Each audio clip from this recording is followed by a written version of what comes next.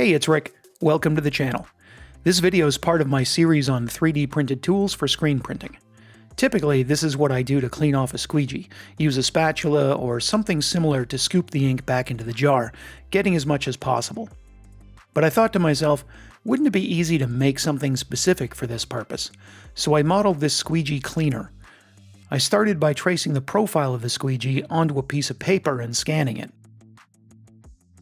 Once it's in the software, I build the model over it, ensuring that it's going to fit.